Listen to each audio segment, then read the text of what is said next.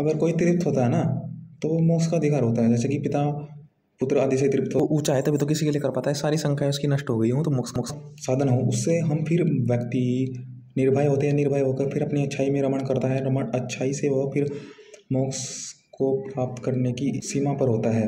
काव्य श्रेमेण परिश्रम से युक्त श्रद्धालु कृपया युक्त होकर के अगर दूसरों को हम सिखाते रहेंगे, हम दूसरों को विद्या देते रहेंगे, वेद विद्या आदि, तो उससे फिर व्यक्ति हमारे से निर्भय होंगे। तो उस निर्भय की वही सीमा का अनादि है, तो हम भी ईश्वर की भांति अनादि हैं।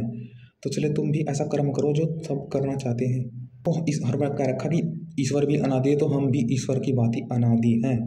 तो चले तुम भी ऐसा कर्म करो जो निरंतर व्यापक भविष्य तक परिणाम लाए। वह है अगर किसी को शिक्षा दे रहे हैं तो शिक्षा दे रहे हैं, व्यक्ति का परिवर्तन आ रहा है।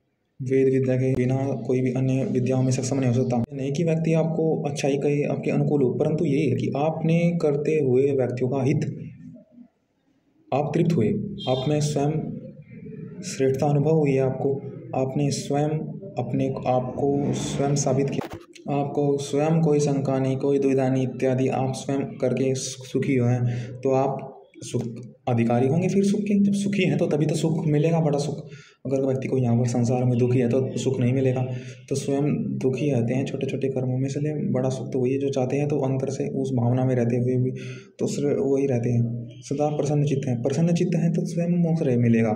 सदा प्रसन्न रहो क्यों कहते हैं, इसलिए तो कहते हैं सब इसी पर आकर के सब विद्या टिकती है। तो वेद की विद्या सीखोगे तो सब विद्या में योग्यता आएगी, सब योग्यता आएगी, अन्य व्यक्ति भी से भी आप निर्भय होगी।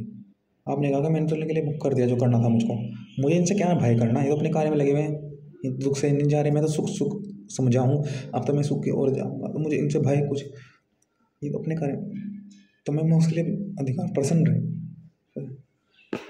कि मैं तो अपने को जान रहा हूँ, मैं तो अपने को करना है, जो करना है अपने लिए करना है। तो फिर अपने लिए करना है तो फिर मैं इनसे क्यों हक मारूँ, इनसे क्यों दुखी हूँ, इनसे क्यों इच्छा करूँ, ये क्यों मेरे लिए करेंगे। फिर वो ध्यान देता कि इसने क्या कहा मुझे, ये क्यों मुझे अच्छा, इनसे क्या, मुझे तो अपने लिए करना है, क्यों मैं इनको धोखा दूँ, अपने लिए करना है। तो मोक्ष का अधिकारी होगा वह व्यक्ति।